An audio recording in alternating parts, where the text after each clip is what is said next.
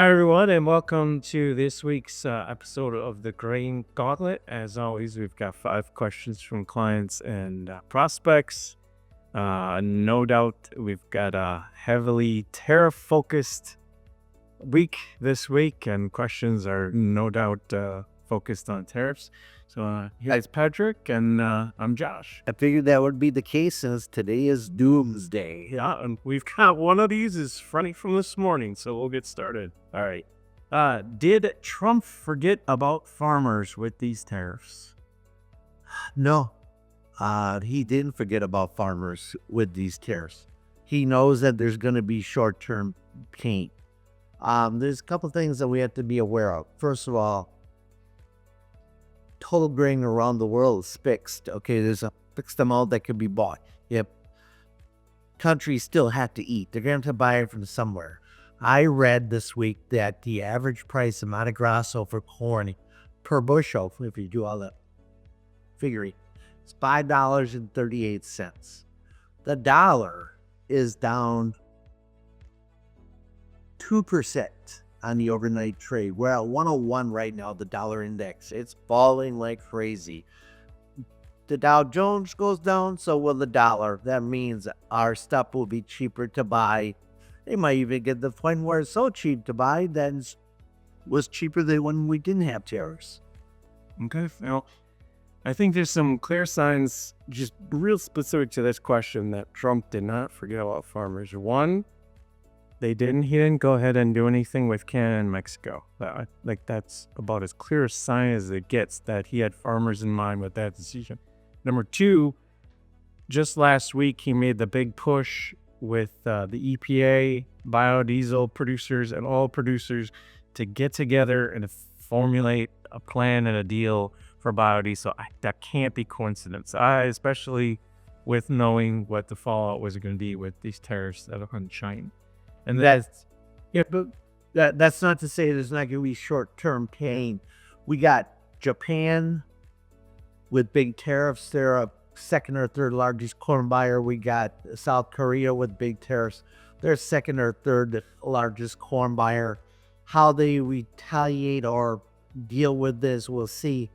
But I just don't think long term you can't go to Brazil and pay $5.38 a bushel.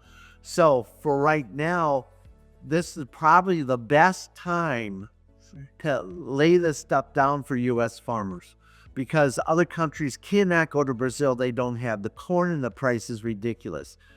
Come summer, that's going to change. So I expect good buying to continue with old crop corn. We need to be aware. That's why we're more biased towards the long side. And when this debacle stops, I want to be an aggressive buyer at a really cheap price. And I'm going to keep my new crop hedge on for a long time. That was my third point about the timing. This is something he could have been doing back in January. He kept talking about it and putting it off and putting it off. I think that was put off for a reason. Think about what you just said about the time, including for soybeans. This is not a time of year where China's buying soybeans from us. We have a lot of time to get things straight with China, to make a deal with China before we reach the window that they would be buying from us anyway. So yes, I do think Trump had farmers in mind. Lastly, should be concerned as a U.S. farmer? Hell yes. Yeah, of course. All right, next question. The market took 95.5 million corn acres in stride. Was it priced in or more due to the relief of 200 million fewer bushels compared to last year at this time? Both. We have tight ending stocks for old crop. Again, Brazil, $5.38 if you want to buy corn in Mato Grosso. We're the only exporter in the world, so it's a battle of old crop and new crop, right? And old crop, front month futures, front month always wins. So that's one of the reasons we went up after the report, is the focus is still on old crop and how tight that's going to be. And I expect it to get tighter because we are the sellers of corn in the world right now. New crop, on the other hand, we got a lot of time to price that in. Who's forward pricing? Who's at 25% forward price besides us? Probably no one. Okay. All right, back to tariffs here. This one came in this morning. Looks like we've got a tariff sell-off. So are you buying? When it stops, normally we have some of this kind of emotional reaction. It lasts a couple, 3 days, right? A Japanese tsunami dropped 70 cents in a couple days.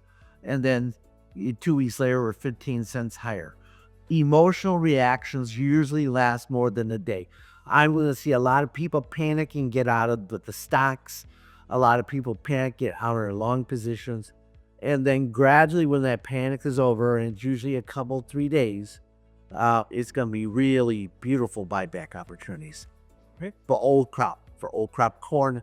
For beans, I'd be a little bit more cautious, but I expect a rally with weather when it comes to beans. Okay. All right, I think this is for everyone's favorite question. How long before tariffs are in the rear view? Wow. Before the effects are gone, 3 to 5 years. Before the emotions out, a week and a half. Before the effects are totally felt here in the U.S. by American consumers, depends on if fear turns into consumers not buying, and that leads to a recession. That is the greatest risk in the U.S. right now, is that American consumers lack confidence, stop buying, and stopping their buying will lead to a U.S. recession. That's what always leads to U.S. recession, is consumer sentiment. And there's a lot of fear mongers out there right now. So that's my greatest fear, is that the U.S. consumers stop buying. If we can start messaging that this is going to be great for the U.S. and that the effects of the tariffs are only affecting 15% of our GDP. 85% of the stuff we buy is homegrown, So if your Subaru goes up $6,000, but the Ford is the same price, buy the Ford. Yeah, absolutely. I think messaging does play a big part of this. And then, heck, we could, you definitely have to protect against the possibility. That's what you're doing. That's your job. That's right. The best thing you can do for our clients. We can also still hope that maybe we'll get some trade deals announced quickly. Like, so we have some time with China. That would help. That's what we'd be watching for to avoid the worst. Excellent point, Josh. That will be the spike higher, right? When we get those kind of deals done. And I expect deals to get done. There's a lot of countries out there to deal with, and we'll see if the world unites against us. I don't think that they can last anywhere near as long as we can. Lots of tough talk. This whole month leading up to this has been countries tough talk, but yet you have seen some countries very quickly come to the table and try to avoid these tariffs. Well, we might even see more of that today. Okay. All right. Last questions from Prospect.